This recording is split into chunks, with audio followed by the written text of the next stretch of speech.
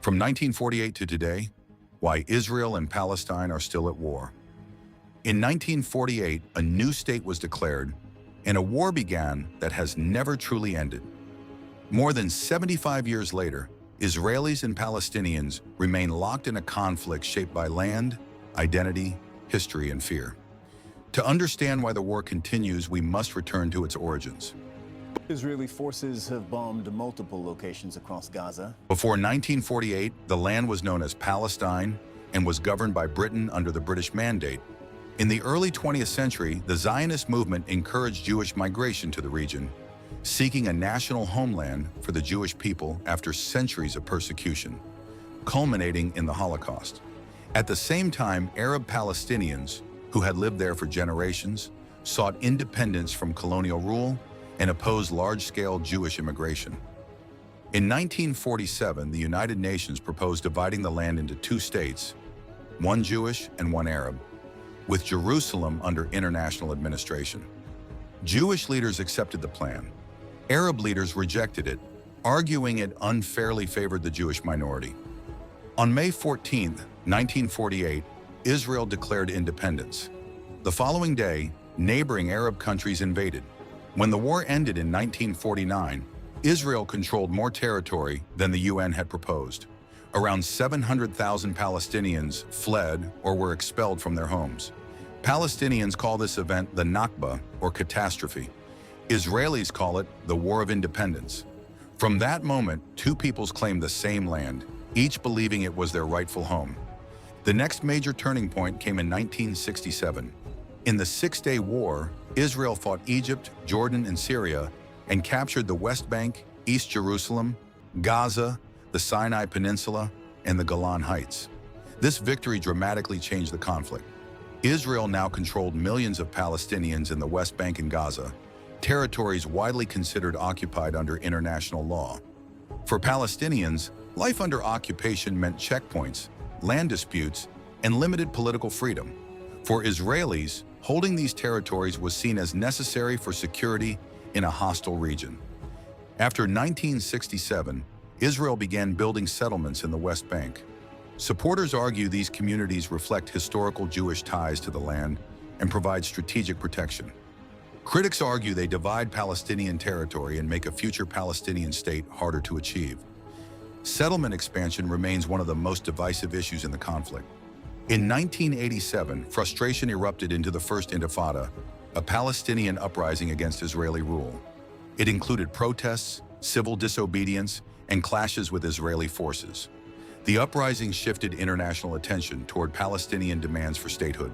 In 2000, after peace talks failed and tensions rose in Jerusalem, the Second Intifada began.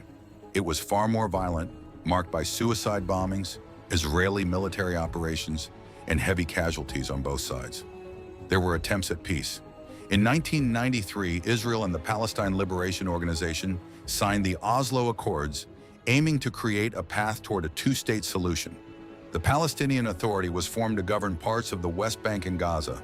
However, the most difficult issues, borders, Jerusalem, refugees, settlements, and security, were left unresolved. Extremists on both sides opposed compromise. In 1995, Israeli Prime Minister Yitzhak Rabin, who supported the peace process, was assassinated by an Israeli extremist. Negotiations eventually collapsed and trust deteriorated. In 2006, Hamas, an Islamist political and militant group, won Palestinian legislative elections. Hamas does not recognize Israel's right to exist and has engaged in armed conflict against it. In 2007, Hamas took control of Gaza, while the Palestinian Authority retained limited authority in parts of the West Bank. This political division further complicated efforts for unity and peace. Israel and Egypt imposed a blockade on Gaza, citing security concerns. Since then, multiple wars have erupted between Israel and Hamas. Rockets fired from Gaza have targeted Israeli cities, and Israel has responded with airstrikes and military operations. Each round of violence has caused significant civilian suffering and deepened hostility. Jerusalem remains one of the most sensitive issues. The city is sacred to Jews, Muslims, and Christians. Israel considers Jerusalem its capital, While Palestinians seek East Jerusalem as the capital of a future state, the status of the city is both political and symbolic, making compromise extremely difficult. At the heart of the conflict are two powerful fears. Many Israelis fear for their survival in a region where they have fought repeated wars. Security threats shape national policy and public opinion. Many Palestinians fear permanent statelessness and seek sovereignty, freedom, and recognition of their national identity. Regional and global powers influence the conflict. The United States has long supported Israel. Iran backs groups opposed to Israel. Some Arab nations have recently normalized relations with Israel, but the Palestinian issue remains unresolved. The violence of 2023 marked one of the deadliest chapters in recent history, deepening trauma and hardening political positions. So why does the war continue? Because the core issues remain unsolved. There is no final agreement on borders.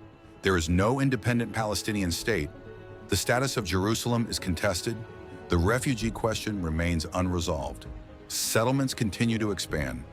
Leadership on both sides faces internal divisions, and deep mistrust shapes every negotiation. The conflict persists because history, identity, security, and sovereignty are tightly intertwined. Each side believes it is defending its survival. Each generation inherits the wounds of the last. Until the fundamental questions are addressed through meaningful compromise and mutual recognition, the cycle of violence is likely to continue. And that is why, from 1948 to today, Israel and Palestine are still at war.